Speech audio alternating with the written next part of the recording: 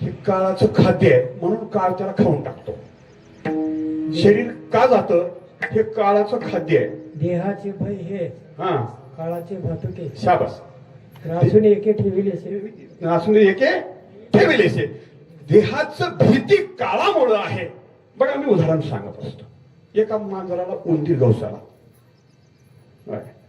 आणि उंदीर गवसाला त्यानं उंदराला धरलं आणि त्याला थोड्या वेळानं सोडून दिलं. मग अजून ते उंदीर पळायला, अजून मांजर त्याच्या मागे गेलं, अजून धरलं, अजून सोडून दिलं.